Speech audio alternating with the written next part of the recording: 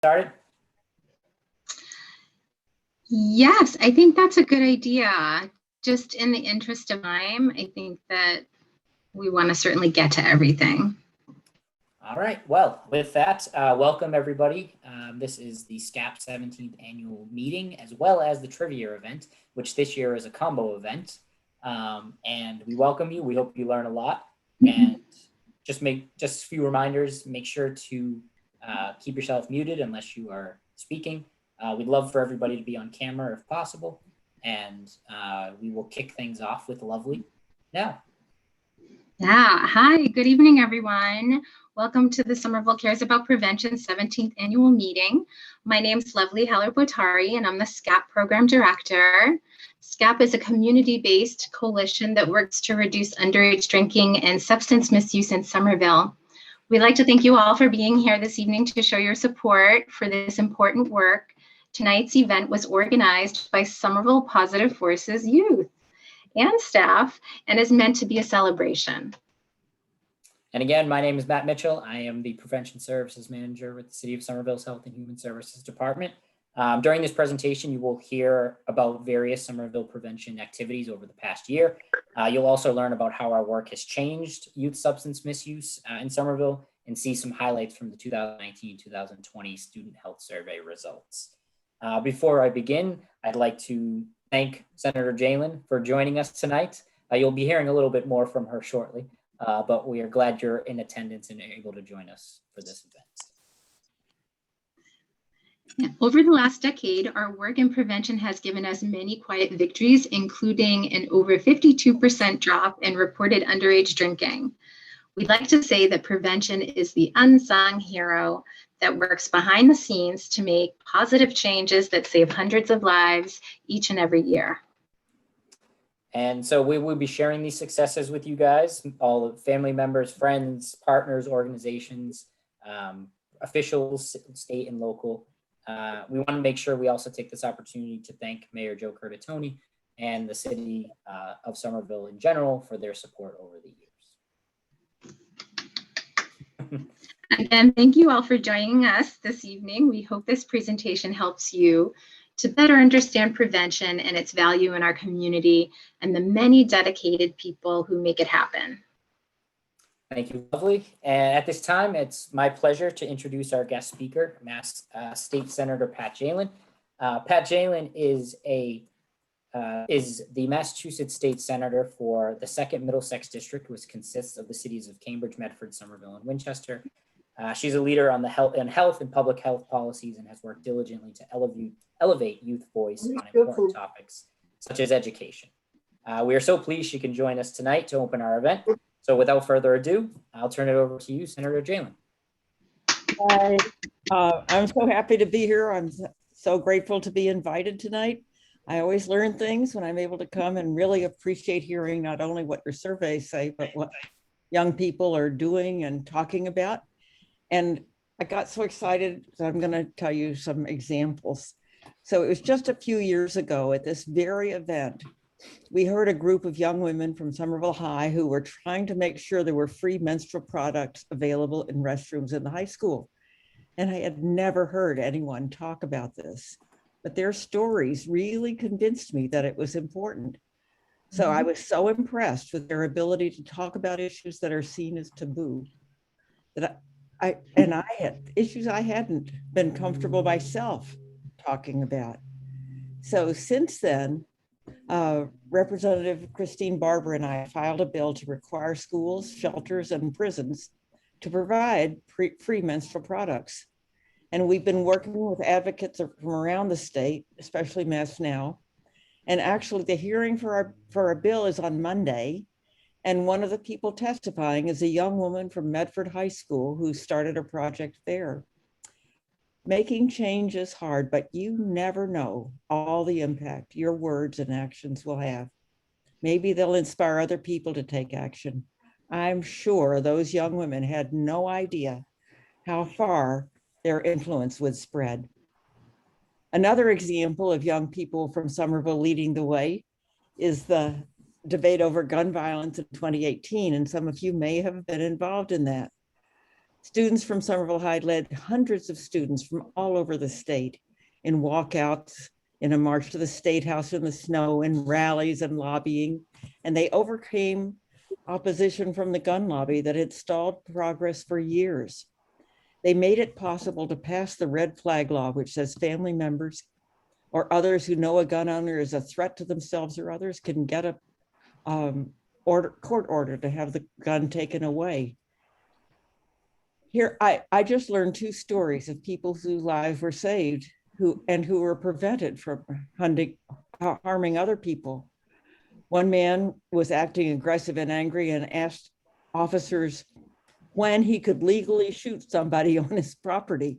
They took his gun and nobody was shot. Another man told his family members he was going to shoot himself. They took his gun and he's alive today. So as of a year ago, more than 420 protection orders had been granted, and we don't know how many people are alive today because of those students. So those are just 2 recent issues. And those people weren't just helping other people, they learned skills of organizing and social media and working with the press and public speaking and collaboration, so many skills that they will, I hope, use all their lives. They're not tested on MCAS, those skills, but they're incredibly important in life. Everybody in this room is doing similar work and learning similar skills. I was lucky back in March to meet some of the middle school leaders of Somerville Positive Forces. They told me about their work educating other young people about vaping and tobacco and gambling and other dangers. Their work is saving lives too. You never know how many young people stopped using tobacco or never started or avoided other behaviors because of your work. And they will lead longer and healthier lives. So those young people told me about their new skills and learning to use especially social media to make positive change and lobbying their state legislators. That meeting also taught me that we don't listen enough to young people on issues where they're the experts or you are the experts. We hear lots of experts on education policy tell us about learning loss. And many young people tell me about the problems they faced in remote school and in their families. But I also heard students talk about new ways to learn, about persisting and overcoming roadblocks, about learning new skills, finding new passions. I'm very excited to know about the work you've all been doing this year, learning and achieving and making a difference in the midst of unprecedented challenges. I'm looking forward to learning more tonight and in the future. We in Somerville are so lucky to have great programs like Somerville Cares About Prevention and Teen Empowerment and Groundworks and LIPS. We're lucky to have amazing young people who use those programs to grow and make a difference. You give me hope. I recently had a program on cable and YouTube with some young people from these programs. It was the most popular program I've ever done. Adults really want to hear your voices. I hope some of you will join me in making more shows, but for tonight, I'm just here to listen and thank you. Thank you again. We appreciate those words and for your efforts. Thank you. So thank you again. And I hope you enjoy some of the material we'll be presenting tonight. So we're going to get right into it then. We're going to go right into the virtual trivia.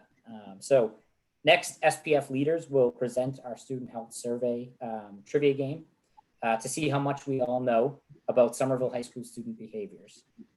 So before we begin, we'd like to just share some information about the survey itself. So in 2020, 680 Somerville High School students voluntarily took the student health survey. The survey topics include substance use, violence and safety, mental health, sexual behavior, weight and physical activity, and resilience. A few of those topics will be highlighted this evening. Just as a disclaimer, we wanted to let all participants know that the questions themselves were designed to hear about high school student experiences, which touch upon some sensitive subject areas. So just please be mindful if there's any other younger audience members here tonight, that there may be some material covered that may just be a little sensitive in nature. Folks often ask us, how do we know the results are valid for these surveys? There are several factors that work together to give us the most valid results possible. First, the survey is voluntary and anonymous. Next, trends show that they're consistent across years. Data is also in line with state and national data. Do some students lie? Sure. However, the survey tool and the evaluators take that into account. Some questions are asked in different ways to check for consistencies. Each survey is reviewed by a data analyst for inconsistencies and frivolous answers. Students that underreport and students that overreport equal each other out. All this is how we get the most valid results possible. Now I'll turn it over to Ruthie and Trey to start the game.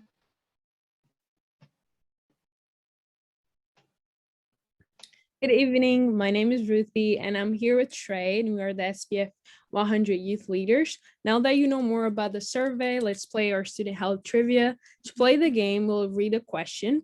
Then you'll select the answer you think is the best and type the corresponding letter into the chat box.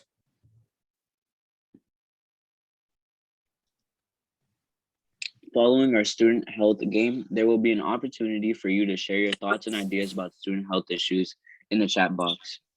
SCAP will share your ideas with organizations that work in each area to help inform their programming and initiatives.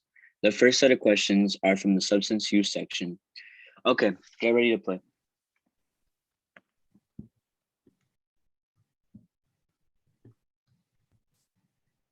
All right, so the first question is, what percentage of Somerville high school students don't use e-cigarettes? A, 59%, B, 69%, C, 79%, D, 89%. Please type your answers in the chat box.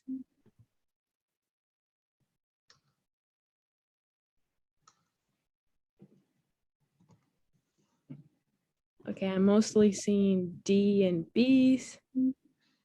And the answer is D, 89%. The current reported rates for e-cigarette use are lower in Somerville compared to 2018, which is at 87%, and Massachusetts, which is 68%. For both marijuana and alcohol, 86% of students surveyed reported no use, which is an improvement compared to 2018, which was 83%. what percentage of SHS students surveyed reported that people risk harming themselves if they use electronic cigarettes? A, 57%, B, 67%, C, 77%, D, 87%. Type yes in the chat.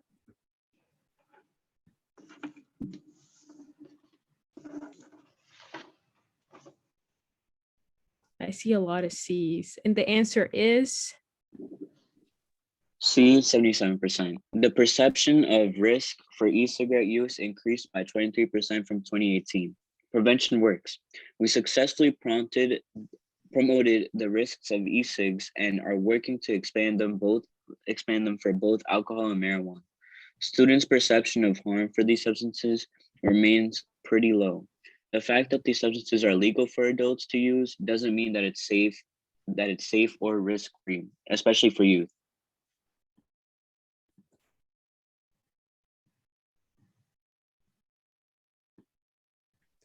what were the two top most common ways that SHS students gain access to alcohol? A, someone less than 21 bought it or gave it to them.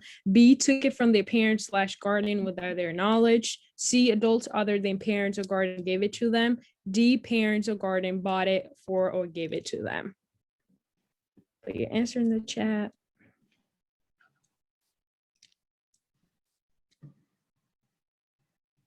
Between A's and B's, and the answer is A and D. Students that used alcohol reported obtaining it from someone under 21, 5%, followed by adults over 21, other than parents / guardians, 4%. SPF works to share the consequences of giving youth alcohol, which includes up to 1 year in jail and / or a $1,000 fine. of SHS students who have ever used alcohol, at what age had most tried their first drink? A, 9 or 10, B, 13 or 14, C, 15 or 16, D, 17 or 18. Please type your answer in the chat box. Okay, mostly D. And the answer is C. Oh. Um, I, is it C or D? It's D. It's D? Okay. It's showing something else for me. Sorry, D, 15 or 16. Most SHS students who reported using alcohol had their first drink before they were 15 or 16 years old. Almost as many are starting even younger at 13 to 14. Those who reported using marijuana and e-cig also started around this time. Talk early, talk often about the risks.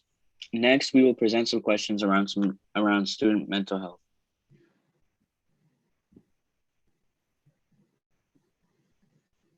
what percentage of SHS students surveyed reported worrying about social issues? A, 31%, B, 41%, C, 51%, and D, 61%.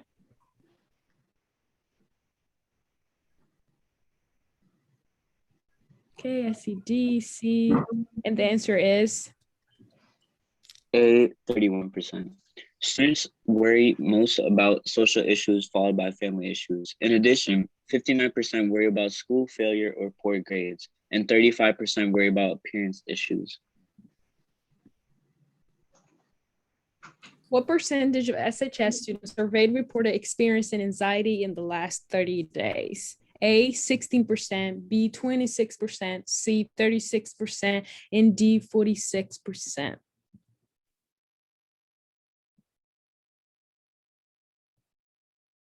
Okay, between C and D, and the answer is D, 46%. Youth need access to positive coping skills like mindfulness practices that work for them to deal with stress and anxiety.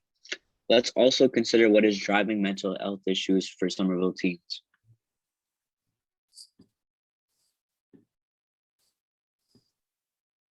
what percentage of SHS students surveyed reported experiencing depression in the last 12 months? A, 15%, B, 25%, C, 35%, and D, 45%.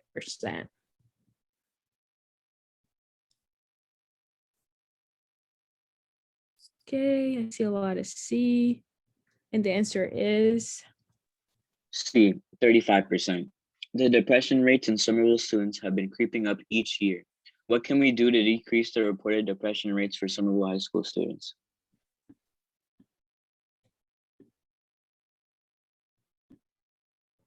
what percentage of SHS students surveyed reported seriously considering suicide? A, 4%, B, 14%, C, 24%, D, 34%.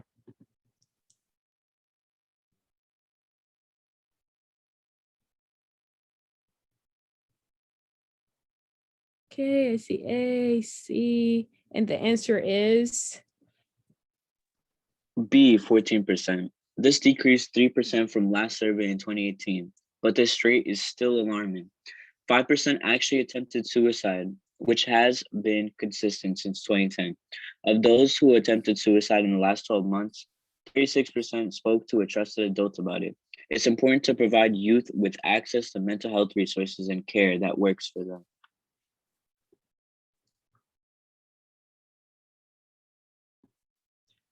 all right. Next question. What percent of SHS students surveyed reported being bullied electronically? A, 4%, B, 8%, C, 10%, and D, 12%. Put your answer in the chat box. Okay, I see a lot of D's, and the answer is Shrey. D, 12%. This decreased 3% from 2012. The reported rates of being bullied on the way to school also decreased, going from 13% in 2010 to 10% in 2020. In addition, we have a reported increase of students who were bullied that told their parents. To help SHS students feel safer, youth need resources to make them feel safe and protected. All right, what percent of SHS students surveyed reported having rude or sexual comments directed at them? A, 6%, B, 12%, C, 15%, and D, 21%.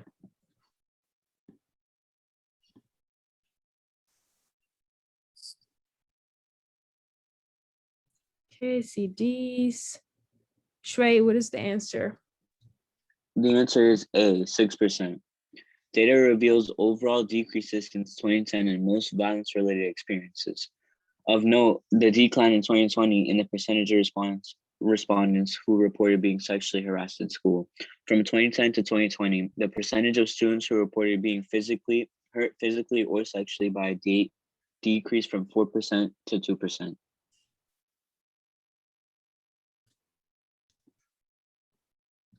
What percent of SHS students surveyed reported having talked to an adult about AIDS/HIV infection? A, 44%, B, 54%, C, 64%, and D, 74%.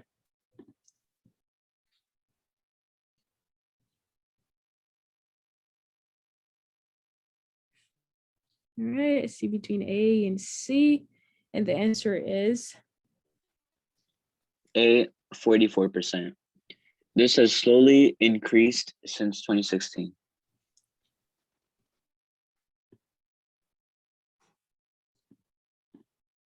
of the SHS students surveyed who reported having sexual intercourse, what percent also reported using condom the last time they had sexual intercourse? A, 27%, B, 37%, C, 47%, and D, 57%.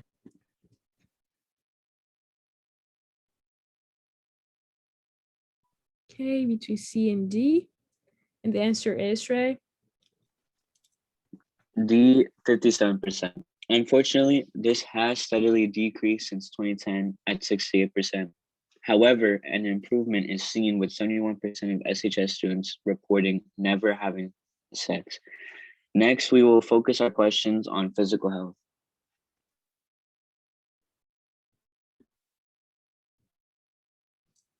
What percent of Somerville High School students surveyed reported sleeping 7 hours or less on average school night? A, 57%, B, 67%, C, 77%, and D, 87%. The answer in the chat box. Let's see, C, D, and the answer is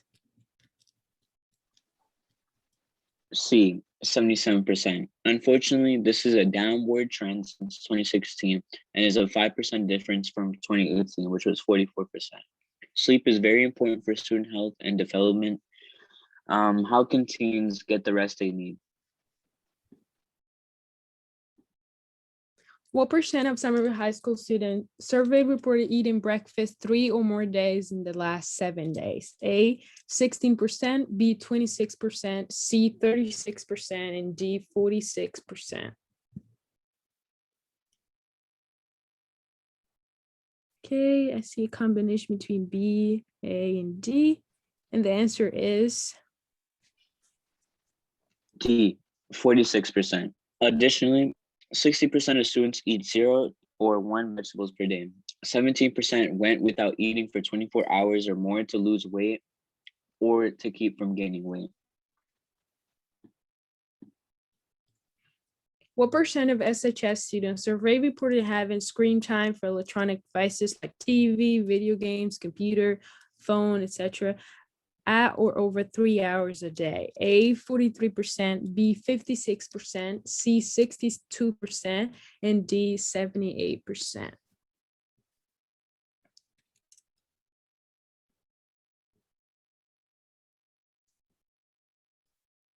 Right, I see D's. Shrey, what is the answer for this question? The answer is B, 56%. In addition, only 39% of students reported being physically active for 60 minutes per day on 5 or more days. Our final set of questions will focus on race and gender disparities.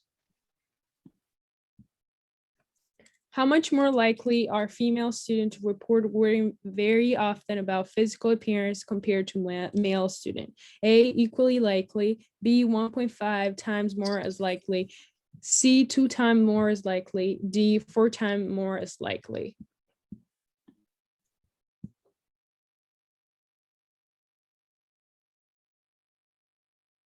Okay, I see D, B, and the answer is C, 2 times as likely. This statistic reflects the unhealthy beauty standards set for female students. Additionally, female students were 1.5 times more likely to have reported trying to lose weight than male students. How much more likely are female students to report experiencing anxiety 1 or more time compared to male student? A, equally likely, B, 1.5 times more as likely, C, 2 times more as likely, D, 3 times more as likely.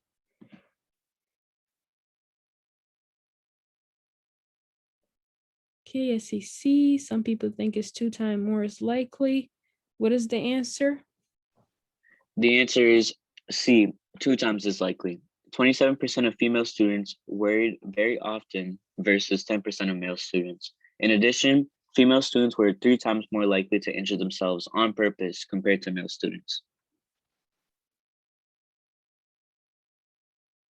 How much more likely are female students to report drinking alcohol 1 or more days compared to male student? A, equally likely, B, 1.5 times more as likely, C, 3 times more as likely, and D, 4 times more as likely. Put your answer in the chat box.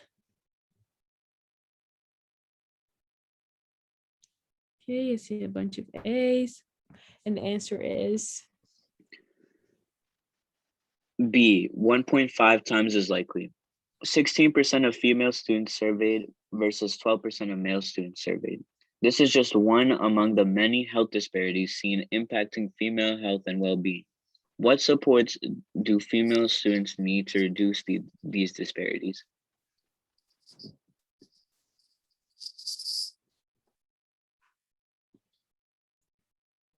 which of the following self-identified racial/ethnic groups reported the highest percentage of feeling sad or hopeless? A, Asian or Pacific Island student, B, Black student, C, White student, D, Hispanic or Latino student.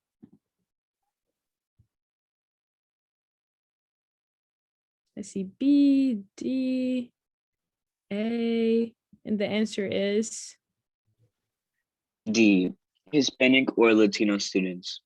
Hispanic/Latino students and Black students report higher rates of hopelessness. What can we do to reduce race disparities like these in our community?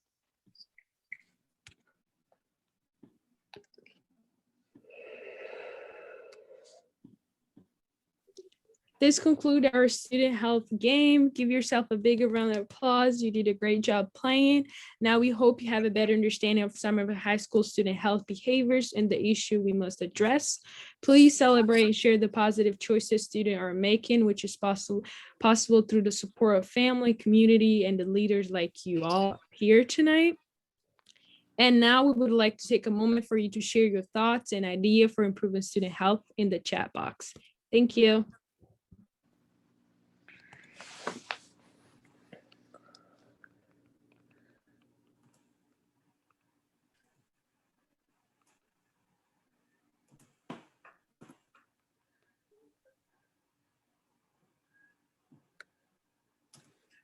All right. Well, thank you, Ruthie and Trey. That was great. I hope you guys, as Ruthie mentioned, learned a lot from the information that was presented. And there's a lot more. If you want to check it out, it's available on our website. You can get more details about some of the other questions that were asked for the survey. Now, before we turn it back over to the youth to talk about some of their accomplishments this year, we wanted to talk a little bit about Somerville Prevention and its accomplishments in some other areas in regards to substance misuse prevention. So again, Somerville Prevention aims to prevent growing concerns around youth and community exposure and access to or misuse of substances, as well as other addictive behaviors. So the idea is to challenge and change what has long been considered as norms in society. Things such as everyone's doing it, it's a rite of passage, smoking is no big deal, were things that were heard by folks growing up at different generations. And that thinking is mostly not the case now, thanks in great part to the work of prevention. So we take prevention seriously here in Somerville. We have a lot of programs and a lot of initiatives that really aim to improve the quality of life in terms of substance misuse. And we want to make sure we highlight that with you guys here tonight. So the first one that we want to talk about is our expansion in social media. So this was something that we had been talking about prior to the pandemic happening in March of last year. And it really forced us in some ways to really make a shift at that point where we wanted to reach people in different ways. And so we created an Instagram. We had a Facebook. We created an Instagram. We also created a YouTube page. And the idea behind it was that we were able to reach people in different ways and not having them come to us all the time, but us bringing the information to them wherever they may be. So Instagram, we really gained a large following pretty quickly. We put a lot of time and effort. We had interns, we had youth input. We had a lot of different things to really build up that base of followers. And then the YouTube, the real idea behind that was that we would always have events, but we wouldn't really have an archive that would be easily accessible for people to go back and see what happened if they weren't able to attend or if they wanted to refer to it in the future. So we created a page, City of Somerville Prevention Services on YouTube, and we have all of our trivia, all of our virtual trainings up there. We have all of our events that we had happened over the last year or so up there.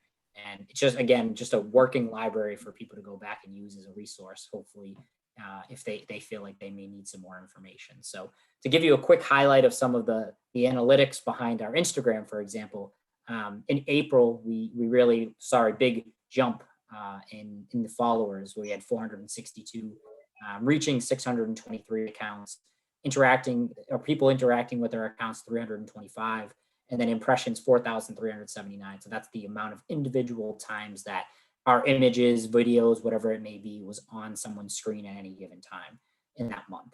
And then this past month, we saw a huge boom in people accessing our content. Our followers went up by, I think, at least 50 people. We reached 4,980 accounts, increase in interactions, and a big increase in impressions. So folks were looking at the information that we were putting out there a lot more, and we're glad to see that. And we feel like, this is just another strategy in which we can get accurate information out to people in an easy way so that they don't have to put too much work in trying to find where that information is.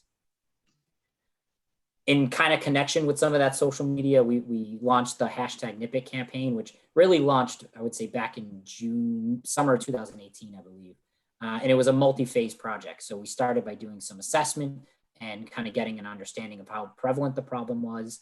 And this came out of our SAPC, which is the Substance Abuse Prevention Collaborative, in collaboration with Arlington, Everett, and Arlington, Cambridge, Everett, and Somerville. And so representatives from each of those cities met regularly each month, and we talked about how we were going to assess, collect data. We did a survey. We had youth go out and take pictures. We had community members go out and take pictures and send them to us. We featured it on our Instagram page. And then we started to do focus groups with youth. We did focus group with community members so that we would be able to start doing some messaging. And so we created social media posts to go out in April of 2021, this past year, last month. And it was so that we can raise awareness around some of the issues related to small alcohol bottles being littered in our communities. So it was not only just to raise awareness, but it was also to educate about some possible solutions that we can help put forward. So that was raising awareness, educating people about some of the unintended consequences of littering, and then also some of the benefits of maybe some other things like adding small alcohol bottles to the bottle bill so that you can redeem them for 5 cents.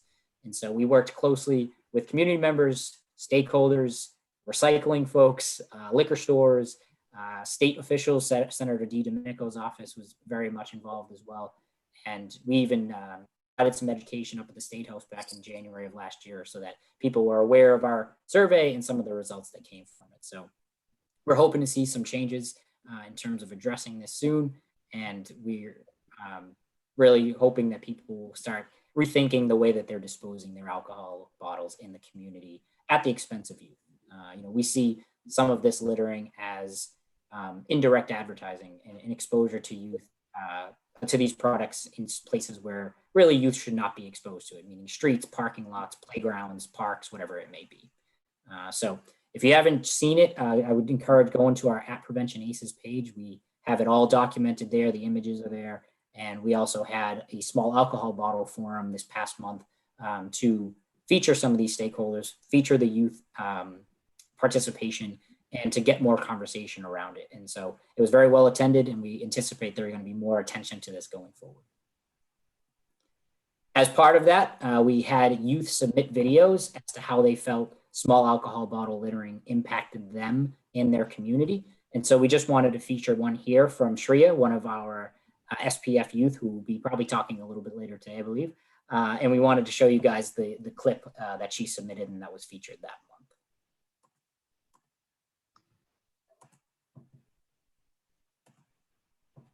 Hello, I am Shreya Musatu, a sophomore in Somerville. Nips are everywhere. Sidewalks in every neighborhood have nips. In small parks, there might be nips as children walk around. Nips are extremely harmful to a child's well-being. The more young children see nips, the more they normalize it. Children might think, these are everywhere, and if adults can have them, why can't I? Moreover, nips are harmful to the environment. As they are tiny, many use them and throw them away moments after buying. The plastic used can never be decomposed. To help stop the harm nips do, we should create nips cleanup initiatives. We should also contact our local representative to try to talk about the harms nips do and create fees for throwing nips. Thank you. All right. So like I said, thank you, Shreya, for that submission. It was one of many submissions. I think we had 5 total, featuring youth from all of our cities. So Everett was very much represented, Arlington and Cambridge as well. And one of the other things that we had been doing as a prevention division overall is the Overdose Data to Action grant. So we got this grant from the Massachusetts Department of Public Health's Bureau of Substance Addiction Services, and it was to basically provide education, overdose prevention education to a particular population. And we chose the individuals experiencing homelessness and or housing instability. So we had been doing these trainings with community members and businesses through another grant, and we wanted to bring it to that population where they were seeing some increases in the vulnerability in terms of overdoses. So we partnered with the Somerville Homeless Coalition, Fenway Health Access in Cambridge, and the Institute for Community Health, ICH, to provide these trainings to individuals in the community where they were at.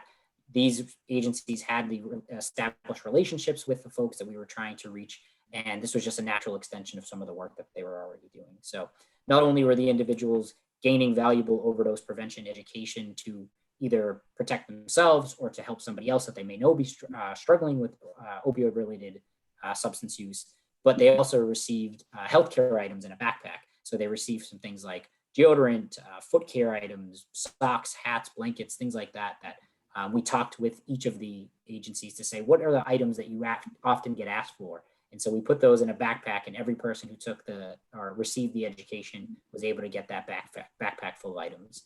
In addition, they were also able to get a $25 Target gift card. So we really tried to incentivize individuals to participate.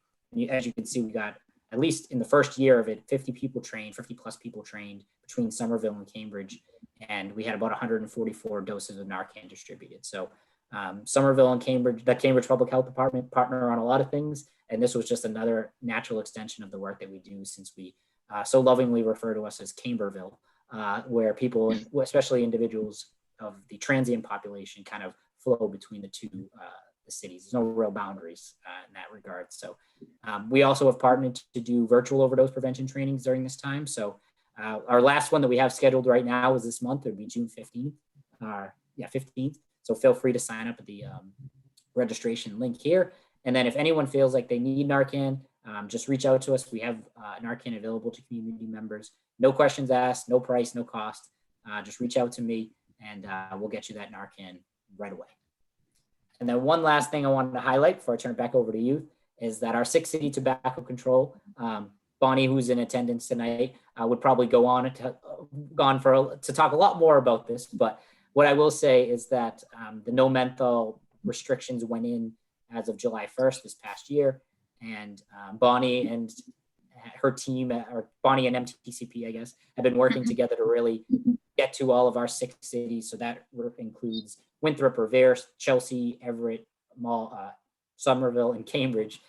And she's been out and about safely with masks and such to make sure she's safe, but getting out to make sure that these regulations are implemented correctly, and educating the store owners on how important it is not only to not sell these products and adhere to the regulations, but also hang up signs and really discourage any promotion of these products in a way that would be tantalizing to youth. So I know Bonnie has been very pleased with most of the stores that she's been visiting over the course of the last couple months in terms of their compliance.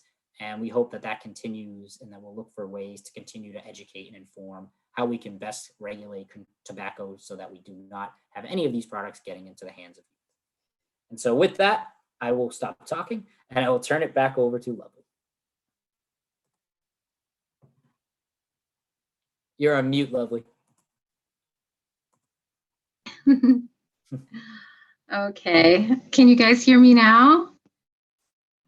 Okay, thank you, Matt. As mentioned earlier, my name is Lovely and I'm the SCAP program director working with SPF. SPF stands for Somerville Positive Forces, and it is an award-winning youth development program with over 30 youth leaders this year, all working to reduce peer drinking and drug use by promoting protective factors and reducing risk factors. Tonight, SPF Junior and SPF 100 will share some of their project details and accomplishments with you, as well as the Photo Voice group. We're all very proud of their achievements, especially during this very challenging year with COVID.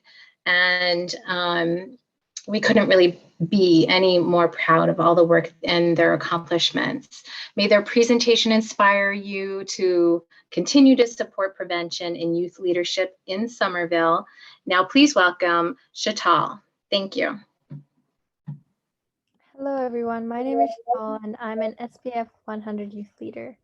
Somerville Positive Forces, SPF Junior and SPF 100 are middle school and high school youth groups working to reduce underage drinking, youth substance use, and related issues like bullying and depression among youth. The SPF mission is to support social change that empowers youth to make healthier decisions regarding substance use. The vision is to create a community where youth are seen as assets and have opportunities and experiences that foster positive youth development and leadership. Every day we witness the social pressures and curiosity among our peers that can lead to drug and alcohol use. As leaders, we want to help our community learn about important issues to help youth make healthier choices. This year we couldn't get out into the community to do some of the projects we usually do, so we worked virtually instead. Next up is Hadi.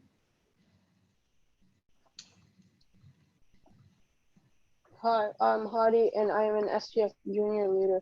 This year, with the support of our partners, SPF conducted a variety of prevention activities listed here to promote good health in Somerville. SPF worked hard to expand recruitment and build our team virtually. We attended various events and trainings to learn about prevention. Then we created a variety of prevention messages to promote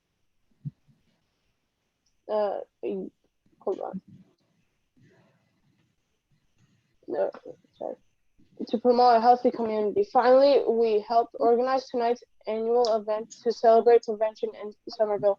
Finally, while we don't have time to share the details of all of our work, we would like to share a few with you now. Next up is Natalia. Thank you. Hi everyone, my name is Natalia. Can you guys hear me okay? Yes. Okay. Hi, I'm Natalia and I'm an SPF Junior Youth Leader. This fall, SPF began with recruitment, orientations, and team building. In the beginning of the year, I specifically worked to ensure that this year's group was a diverse one. In order to do this, I sent several emails to SPS principals, and I also worked with Lovely to organize an additional information session. This event was created in order to spread the opportunity even further. Ultimately, this year, SPF hired over 30 youth from all over the city. This year, all SPF orientation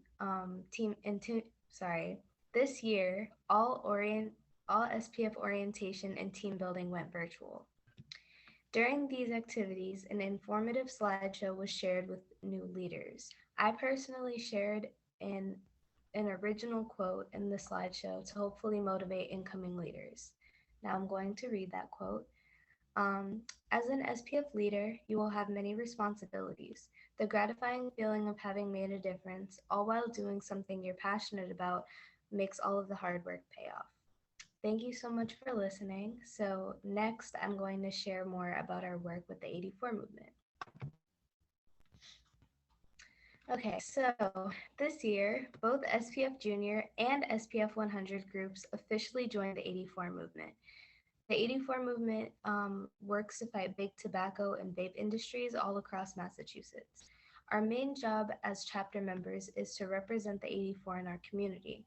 Not only this, but as SPF leaders, we also take information that we learn from the 84 movement and spread it to everyone in our community. We do this with the hope that everyone will make positive changes to reduce the influence of tobacco and vaping industries on a statewide level. SPF is very proud to be an 84 chapter, and we would like to thank Ed Rand as well as the whole 84 team for all of their support this year. Next up is Shahat.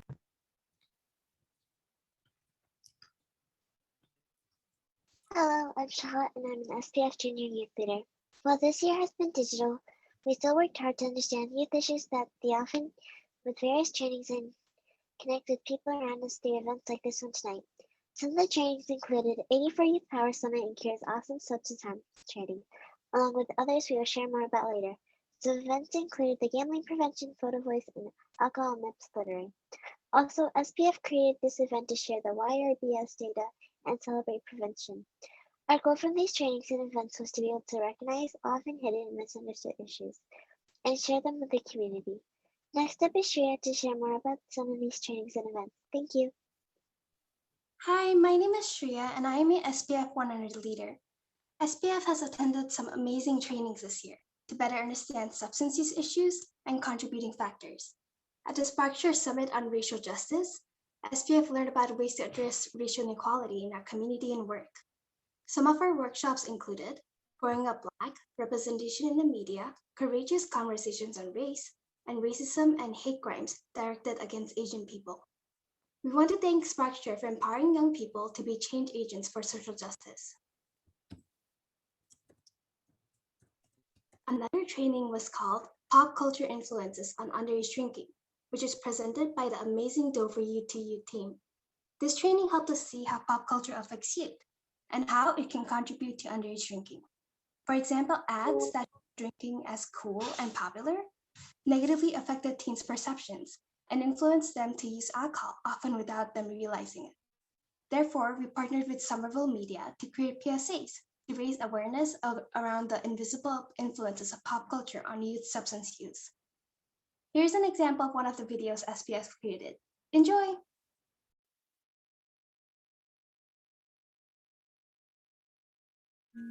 Here's what the alcohol industry doesn't want you to know. Underage drinking can cause changes in brain development and can lead youth to misuse other substances. Drinking is also deadly. 3,500 youth under the age of 21 die from excessive drinking each year. Think before you drink. Brought to you by SPF Youth.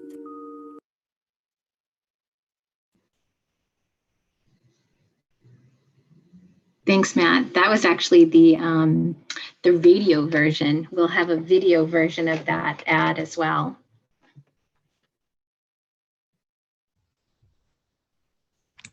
This spring, SPF youth leaders participated in the 2021 virtual Kick Butts Day, joining the 84 and hundreds of youth from across the state in a day of youth action. Following an impressive display of youth leadership around tobacco prevention from each chapter, SPF Junior and SPF 100 youth met with state legislators to highlight their prevention work over the last year and share why their work is important to them, along with the top issues teens are facing in Somerville, which include stress, anxiety, depression, body image issues, and substance use. During one of the visits, Senator Jalen was so inspired by her discussion with SPF Junior leaders that she decided to do a TV show highlighting the positive and negative impacts of COVID-19 on youth education and learning. I was excited to show some of my experiences as well as those of my peers on her show. To check it out, you can see our newsletter for the link. Next up is Chahat.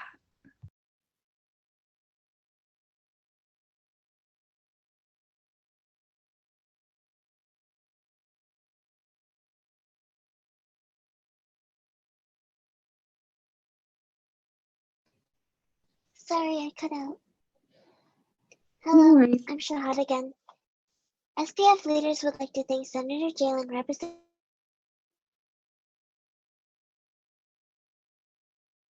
Oh, she cut out again. Oops, that's okay. Maybe Kate, do you want to take that for This is her? for Wellness in Somerville. Oh, she's back. Huh? Oh. Oh, you cut out on us again, Chahat. Sorry. I'll just restart. SPF leaders would like to thank Senator Jalen, Representative Conley, Representative Barber, and Representative Huderhoven for taking the time to meet with them during the Kickstart Day legislative visit. We are so excited for the opportunity to speak with each of them about important youth issues in our community.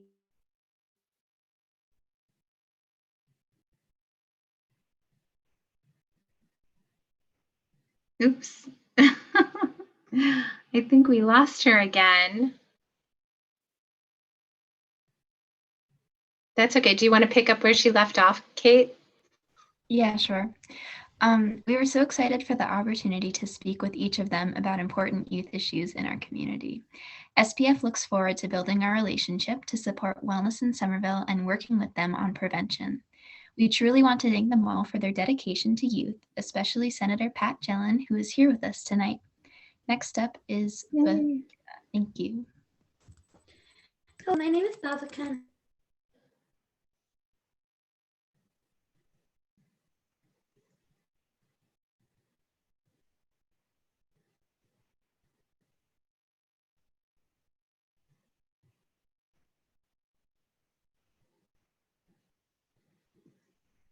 Oops, I think Bhavika.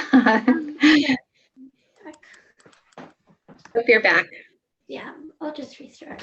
Hello, my name is Bhavika and I'm an SPF junior leader from the Kennedy School. Another focus for SPF this year was creating public service announcement videos and posts.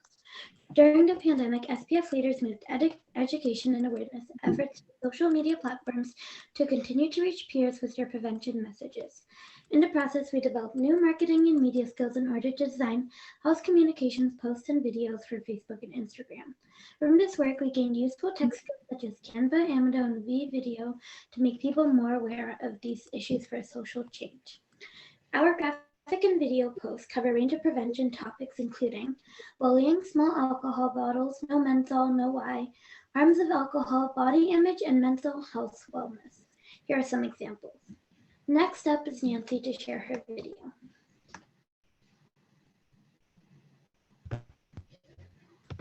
Hi, my name is Nancy and I am an SPF junior leader.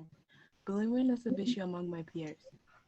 To help bring awareness to this issue, I created this video to share with our community over social media. We hope that from watching this video, you're able to use these resources to find someone to reach out to when you or someone is getting bullied. I hope you enjoyed the video.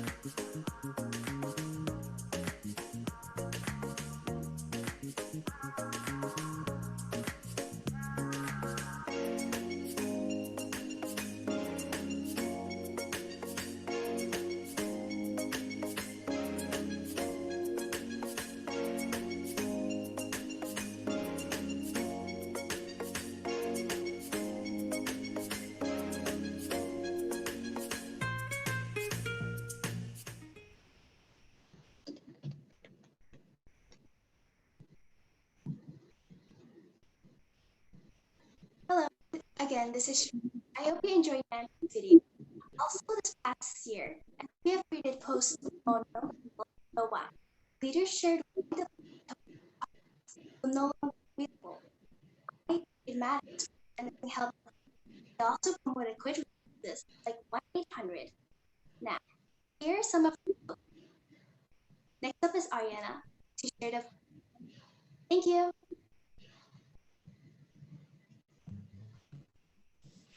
Hi, can you guys hear me okay? Okay. Yeah. Hi, my name is Ray, and I am SPF 100 Youth Leader. This year, SCAP Youth explored issues with youth and problem gambling using photography. We learned about photography skills, social justice movements, and looked at problem gambling influences, including cultural and social norms, health disparities, substance issues, mental health, risk behaviors, and physical environment. Then we created a community call to action to raise awareness around issues related to youth and problem gambling.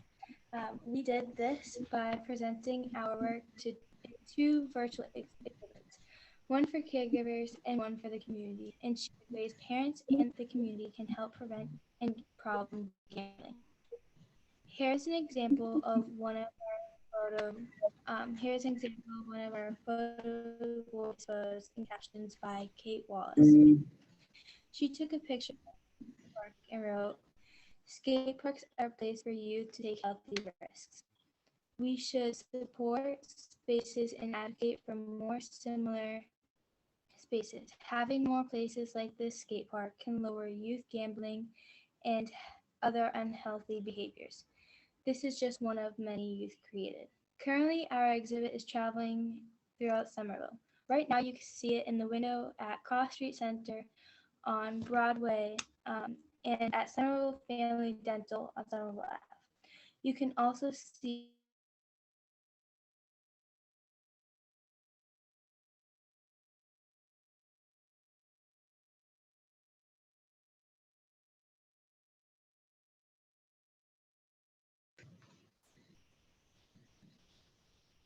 Sorry, did you guys hear the last thing? No. I'm sorry, I accidentally muted. Also, you can see a recording of our virtual exhibit on our YouTube channel. I put it in the chat. We hope you check it out. Next up is Esmail.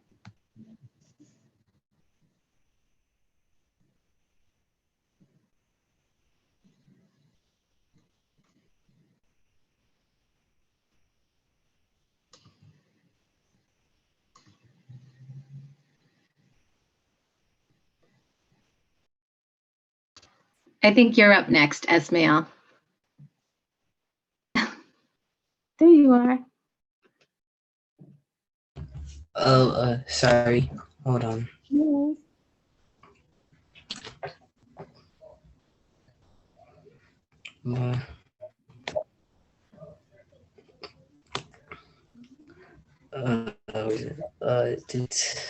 Does it say that I'm supposed to say anything?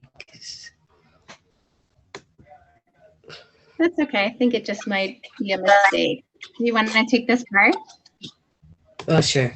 Hi, this is Esmo. We hope you enjoyed hearing about our prevention work this year. Now we want to share some reasons why this work is so important to SPF.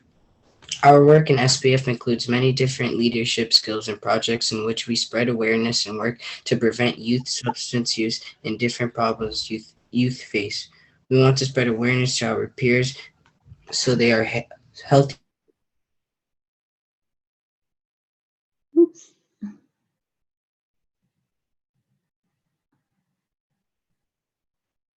Oh, I think we lost you.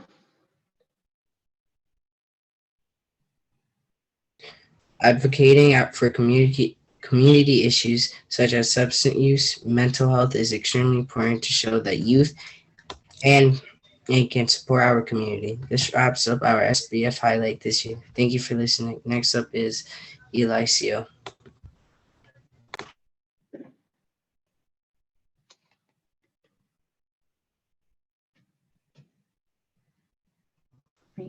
Hi, my name is Eliseo, and I am an SPF 100 youth leader. Tonight, we want to take a moment to share our gratitude for some of our hardworking people and organizations that helped us, our coalition, work this year. Next. For our first award, we wanted to take a moment to recognize Senator Jalen for her exceptional work to lift youth voice and for her great dedication to youth substance use prevention in Somerville. We are deeply grateful for your many years of support around the issues that impact youth health and want to share our sincere appreciation. Thank you so much, Senator Jalen. Yay! Thank you. Good to be here, learning more every day. Thank you.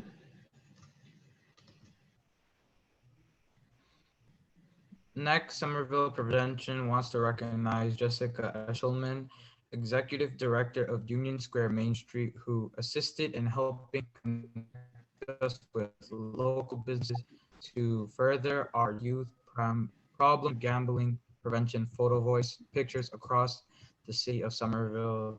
Thank you, Jessica. Yay, Jessica.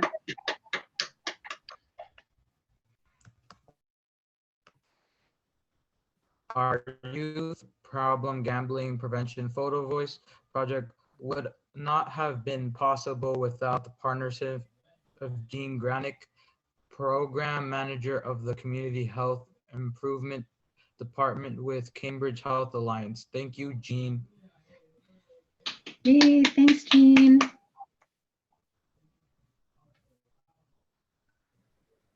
Next, I pass it on to Sheetal.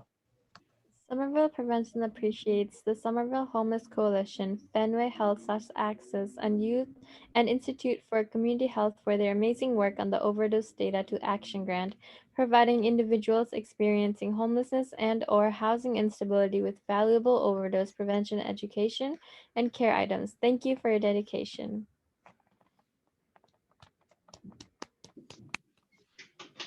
Yay! Our social media expansion would not have reached as many people as it did without the creative vision of our social media coordinator, Nikayla Lampkins. Nikayla started out as an intern with Somerville Prevention and created all the social media graphics, captions, and more as part of #NipIt Small Alcohol Bottles campaign. Thank you, Nikayla. Yay!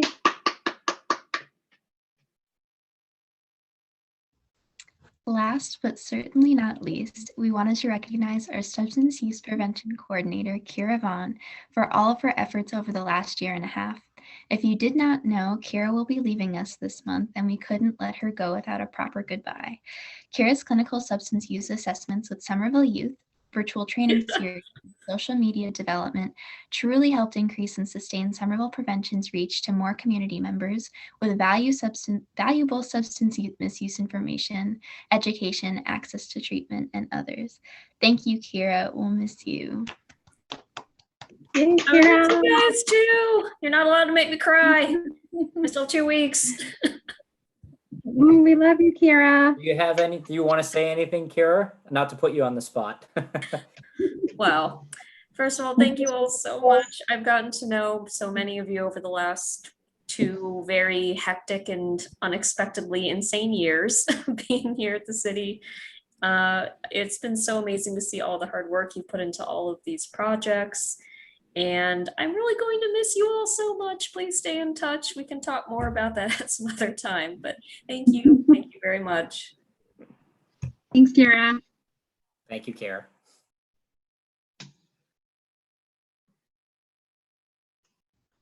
We also want to take a moment to recognize the critical support we get from the City of Somerville, the Community Block Development Grant, the Department of Public Health, and the Bureau of Substance Addiction Services. Without your support and that of our many valued partners, we could not do this vital work. Thank you so much. Yay! All right, well, thank you so much, SPF leaders. Next up, we want to honor all of our wonderful SPF 100 and SPF Junior youth leaders here tonight for their outstanding prevention work this year. Their motivation and energy and dedication of all of these young leaders make them outstanding, exceptional future leaders, and we're so proud of their achievements. Your work is truly inspiring and essential to our community. And it's been such a pleasure working with all of you. this year and seeing what you've accomplished in such a strange time. At this moment, I would like to present SPF Junior that are here tonight with their awards of appreciation and a round of applause. So we'll call your name and some applause. And first is, let's see my screen here. Bradley Romero. Yay, Bradley. Bhavika Kalia. Yay, Bhavika. Shahat Kalia. Esmail Mack. Yay, Esmail. Haji Jilla. Yay, Haji. Jaden Korea.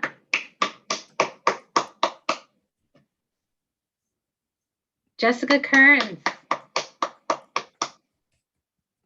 Yay, Jessica. Nancy Namako.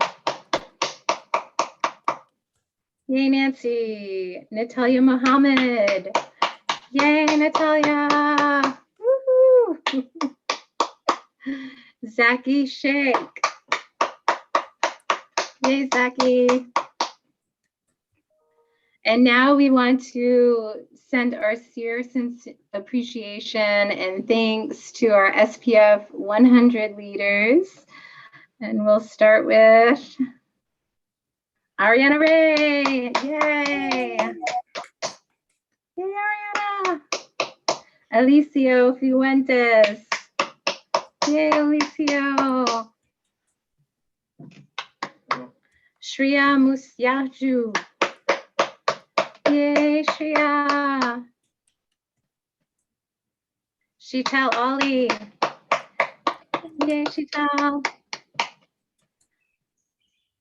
Isabella Allen and Kate Johnson. Yay, Kate. Yay. Isabella Allen. Jaderson Flores. Yay. Awesome. Lindsay Rivera. Yay, Lindsay. And Shreva Sheets. You guys, what a wonderful job you've done this year. You're such an inspiration. Again, I want to thank Senator Jalen for the beautiful and inspiring words. That was just one of the most beautiful, touching, and inspiring welcome addresses we've had. So thank you again for being here. And I'll turn it over to Bradley. Hi, my name is Brad, and I'm an SPF Junior leader. It is time to wrap up this evening's celebration. We hope everyone has learned something valuable about prevention, and you will share this information with your family and friends. It is our mission to reduce underage drinking and substances use among youth in our community. We have been able to achieve this goal every year. This is possible due to your continued support and dedication. Please give yourself a round of applause.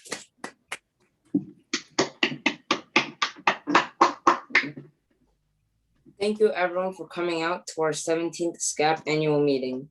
Please take a moment to fill out our event evaluation to let us know how we can improve this event. Thank you and good night. Thank you. Bye. Thank you, everyone.